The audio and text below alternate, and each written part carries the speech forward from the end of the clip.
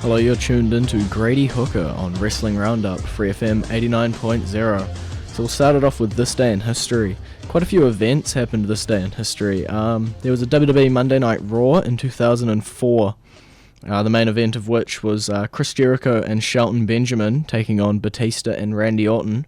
The oddly paired team of Chris Jericho and Shelton Benjamin managed to pull out the win on that one. And then there was also a Raw in 2010.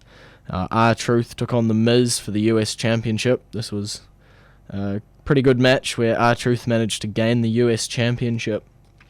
Probably the biggest Raw to happen in this day in history was Raw is Owen. It was a tribute show to Owen Hart, who just passed away. I think it was a few weeks ago, and it was in 1999. There was a few good matches on. There was Kane and X-Pac taking on The Brood, and the Nation of Domination taking on the Acolytes. TNA also had a pay-per-view this day in history, quite busy. TNA Sacrifice. There was Bear Money, James Storm and Robert Roode taking on the British Invasion. Bear Money managed to win the match following Roode pinning Doug Williams after Doug was hit in the face with the British Invasion's briefcase. There's also an I Quit match for a TNA Legends Championship between AJ Styles and Booker T. Styles managed to lock in an armbar on Booker T. His main event Mafia ally came into the ring and threw in the towel, so Booker T lost. The main event of the night was the Fatal 4-Way Ultimate Sacrifice match for the TNA Heavyweight Championship. The competitors were Sting, Mick Foley, Kurt Angle, and Jeff Jarrett. The match ended when Jarrett dropped Kurt Angle from the second turnbuckle with his finishing maneuver, the Stroke, onto a chair. Sting then snuck into the ring and pinned Kurt Angle for the win. That's it for this day in history. I'll play you our classic entrance theme, Vader's Mastodon. It's time! It's Vader time! That was Vader's entrance song, Mastodon. I'm now here via Skype with Josh from America. Hello. And we're going to talk about Extreme Rules that happened this week on Monday. Did you manage to see the pre-show, Josh? Yeah, I did get to see the show. I didn't see it live when it aired on Sunday on my time, but I did manage to finish the show a few hours ago. Okay, was it any good? I enjoyed it. I did. I had a few issues, but what fan doesn't have an issue with the show? Fair enough. The Miz taking on Cody Rhodes. That was actually not on my copy that I watched. Okay, it was. So I actually did not get to see it. Yeah, it was the YouTube pre-show. Well, I guess you can't call it the YouTube pre-show anymore. It's on everywhere, but I didn't get to see it either. But the replay I've showed. heard it was pretty good. Yeah, with Miz defeating Rhodes with the figure four again. Yeah. Okay, well, the first actual match on the card was Chris Jericho taking on Fandango. I am really glad that Chris Jericho is the partner for Fandango for his first feud. Yep. He's absolutely bringing out the best in Fandango. Definitely. And I think that'll be great for him going forward. Yeah. Both of these guys have quite a bit of talent, and they just bring it out in each other. Yeah. You can say what you want about his gimmick, but inside the ring, Fandango, Johnny Curtis, is very sound and very good for his age. Definitely. I can actually, honestly, I could see a bit of Chris Jericho in Fandango. Yeah, for a young Chris Jericho. The guys who watched NXT Redemption back when that was on, or even Johnny Curtis's NXT season, would have seen a lot of the talent he has. Yeah. I think it was a great ending with the mid-air codebreaker. Yeah. Jericho's 43 now? Yeah. And he's wrestling better than he probably has in his entire career. And he's always been one of the best wrestlers ever. Yeah. Okay, well, the next match was for the US Championship. It was Kofi Kingston taking on Dean Ambrose. Definitely a match of the night candidate. I was surprised to see the Shield leave. Yeah, I was too, but that actually made it better for him, because it made Dean have to stand on his own since it was a singles match. Yep. And thus he was able to win the championship. That driver of his, headlock driver, Yep. is insane. Yeah, it looks awesome. That's probably my new favorite finisher. Yep. Just from the standpoint of it just looks like it hurts. Yep. Definitely the Shield leaving just made Dean come across as the star of the match, not the Shield. Yeah, and it reinforced the fact that he's going to be the single star for right now. Yep. Of the group. Yep. Then the strap match between Sheamus and Mark Henry. This was a really good match, and I loved how they high-teched the match with the lights on the corners. Yep. That was actually a good touch, and there were several moments in there that I really enjoyed, such as the old school having somebody carry it around while you're hitting the turnbuckles. They're also hitting the turnbuckles. Yeah. But thanks to the way they've got it set up, Robert Kennedy was able to realize it before he got to the fourth one. Yeah. And I also liked when Sheamus did went around the ring on the outside and touching them. Yeah. That was something I hadn't seen before. Yeah, I don't normally like the concept of the strap match, but they definitely brought in a whole lot of new initiatives and concepts for this match. This match was one of my first problems with just the ending of the match, because the entire match they had been waving them off whenever somebody had stopped their momentum, when they were somebody was doing. Wouldn't you think going for a World's Strongest Slam would be a momentum stopper? Yeah, it was a bit. But it was dodgy. kind of elementary after he hit the brogue kick anyway, so it didn't matter. But it was just that kind of just threw off the ending for me a little bit. But it was still a good match. Definitely. Sheamus and Mark Henry are great workers. Yeah. They can go. I think if Sheamus had then touched the other three while Henry was still down, then it would have made the finish a little better, but I didn't understand. I thought the turnbuckles would have got red lighted upon the Henry stopping him, but technicalities, I guess. Yeah, it's just, I guess they wanted to make it look like they really didn't stop his momentum long enough to be able to hit the brogue kick. Yeah. Or maybe they just didn't want to waste any more time with him going around and hitting them again. Nah, Hornswoggle was just playing with the wires under the ring. Okay, well, next was the I Quit match for the number one contendership for the World Heavyweight Championship. It was a decent match, but it's pretty forgettable. I mean, I really did not like the instant replay. No. Thing, which was obviously a jab at Major League Baseball. Yeah, because the ref went over and asked for the replay, reversed his decision. Yeah. The right person won the match. I just didn't like the way they went about doing it. Yeah, I don't like the fact that it was an I Quit match. To me, an I Quit match is when somebody says I quit, they're leaving. Mm-hmm. And this was essentially just a submission match. Just instead of tapping, they say I quit. Yeah.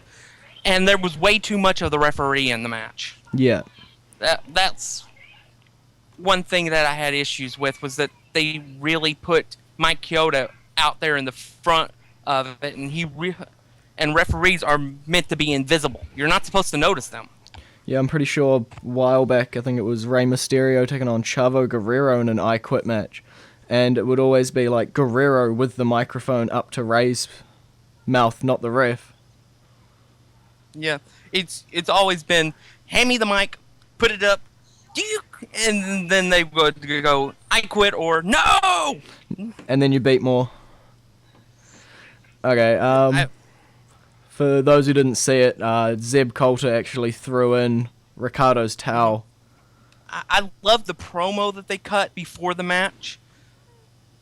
Though, for personal reasons, because I'm a Reds fan, and I despise the St. Louis Cardinals. Yeah. So when they mentioned the St. Louis Cardinals, I went bananas. Fair enough. All of these American sports teams. Yep. Yeah, there was a lot of just back and forth submission. I saw like 100 cross arm breakers and 100 Patriot locks. Yeah. Yeah, The kendo stick got a lot of use in the pay-per-view tonight. Yeah, it was one of the only weapons they ended up using. Well, they used a chair in the I Quit match too. Yeah. Kendo stick's just becoming a favorite for its disposableness.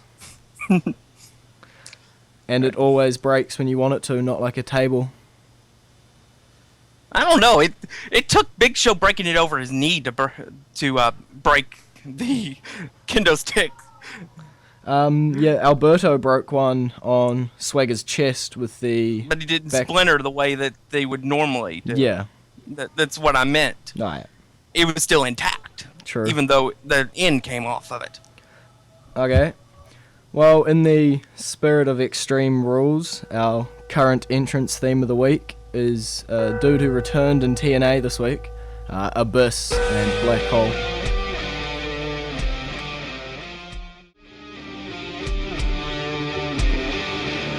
That was Abyss's theme, Black Hole. You're back with Grady Hooker and Wrestling Roundup on FreeFM 89.0. And Josh is still here with me too.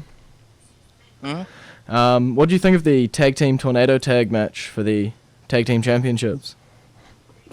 As expected, match of the night. These two teams went to war. Yep. And just absolutely brought it. I really enjoyed a lot of the double team moves that were done in the match. Yep. The suicide dive by headbutt by Brian. Yep. But I think my favorite part was actually the actual finish. Yeah. When Reigns had Brian up on his shoulders and Rollins did a version of the curb stomp. Definitely. While he was up there. That was absolutely insane. I was like, wow. So you're loving the Shield's finishes at this point? Yep. If that's going to be their tag team finish move, I hope they never lose the title because I want to see that move forever. Definitely. These new guys are definitely getting out there with their moves and getting a lot more adventurous.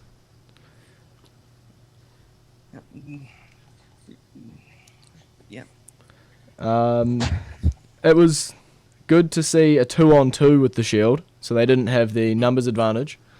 And Team Hell No put on a good showing like they always do. And it was good to see them once the match was over, that's when the other member would show up. Yep. The other members would show up and celebrate. Because they did something spectacular. Each member won their first set of gold. Yep. Unless you're counting the NXT title for Seth Rollins. Yeah, but since it's not on television in the United States, it's not considered an actual title reign. Fair enough. It was. They showed their solidarity after the match, but they just left the members to compete in their matches. The Hounds of Justice have shiny new collars. Yeah. The Extreme Rules match was next, with Orton taking on Big Show. For an Extreme Rules match, this was kind of weak on the weapon side. I was surprised. You normally expect a lot of variety and a lot of... But I did enjoy the ingenuity of building a table out of chairs and ladders. Yeah. That was something you don't see very often, and of course it backfired. Like every good weapon move has to. Yep. If I had remembered that the show was in St. Louis, there is no way I would have picked Big Show to win that match. That's the reason I picked Orton from the start. because Orton is from St. Louis. Yep. So, but I just thought maybe they would go that route and probably try to extend the feud with a Big Show win. Yeah. They brought back the punt kick for the final of this match. Yep. Which was. But the Big Show, I think the Big Show does need some time off. Yeah. Anyway, he's 41, and he's 7 foot tall. Definitely. That's not always a good combination on the body, No. especially for what he does for a living. It takes a And toll for on how him. long he has been doing it. Yep. So hopefully he gets his good time off. Yeah, he debuted in WCW in 1996, 17 years ago. Yeah. Okay, well, next was the arguably main event, last man standing match for the WWE Championship. All right, this was before the match was announced as a stipulation. I had been saying for 2 weeks this match needed to be a last man standing match. I felt that that particular type of match would bring out the best in Ryback and would protect Cena since he was injured. Yep. And I felt that they delivered on that match. It was much better than if it had been a regular match and this was any other pay-per-view.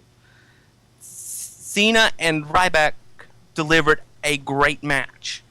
Yeah. It should have been the main event, though. It should have been at the end of the pay-per-view. Yeah. It was. I did not like the ending, though. See, this is where we differ. I liked the ending. I don't mind that it was that nobody won the match. That's not my problem with the match, with the ending. Okay.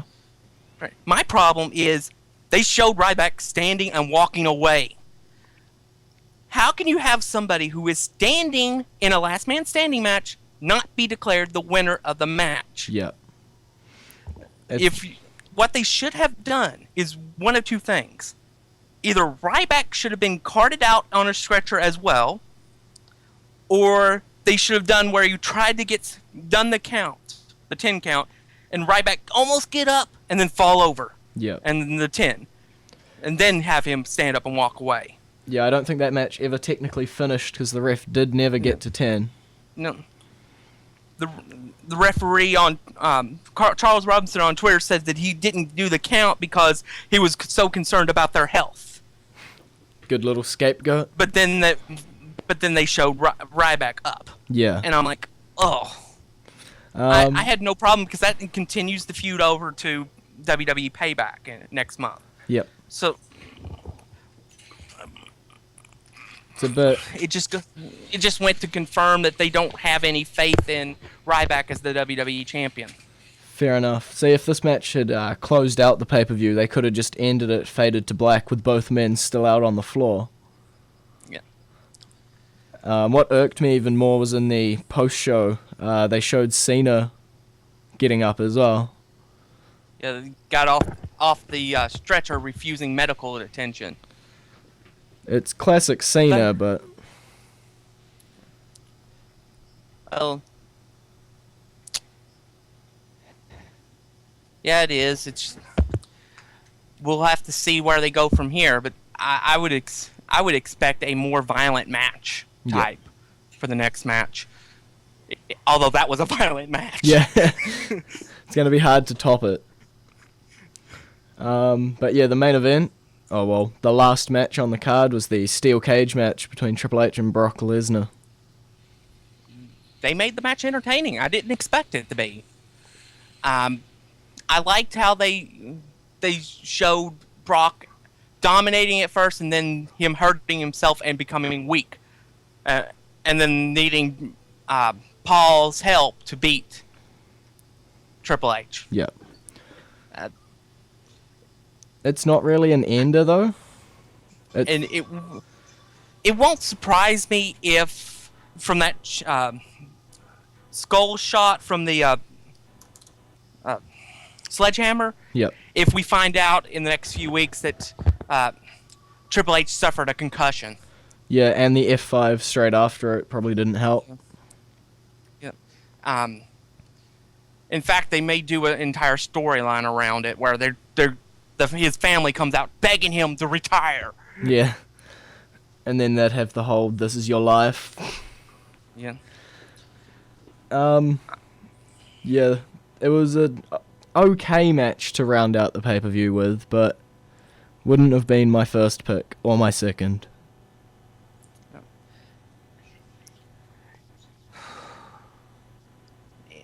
Yeah, you knew that was going to be the end of the match, though. That was going to be the match that was going to end the pay-per-view. Yep.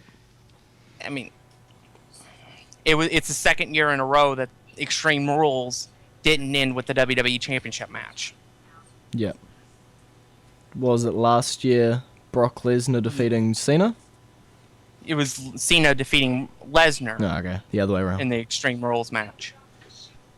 I noticed the last couple weeks they've been hinting that Paul Heyman's going to get another client. Yeah, there was an article which up he on... kind of needs because Lesnar's due to go away again, and Punk is missing in action. Yep.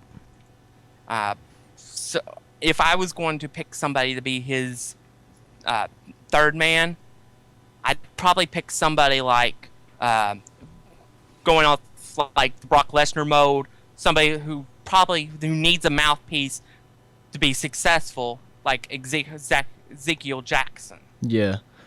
Or if I'm going to go off the CM Punk route, somebody like Cassius Ohno or Antonio Cesaro, who has had success in the indies, but hasn't gotten to the level that they need yet for the main roster. Yeah. I think whoever... gotten to the main roster yet. Yeah. Whoever it is, I think, is just going to get such a bonus from being with Heyman. Yeah. Heyman is good at what he does, and what he does is he makes people hate whoever's around him. Yep. And anybody who will be paired up with him will get a big backing from that. Okay, well, it's been great having you, Josh. All right.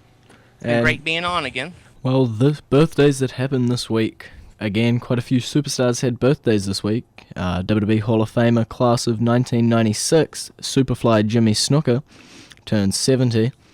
Another WWE Hall of Famer, this time class of 1993, Andre the Giant, who passed away in 1993. Road Dogg Jesse James, he's a WWE legend, 5-time WWE Tag Team Champ, part of the New Age Outlaws and D-Generation X. He turns 44.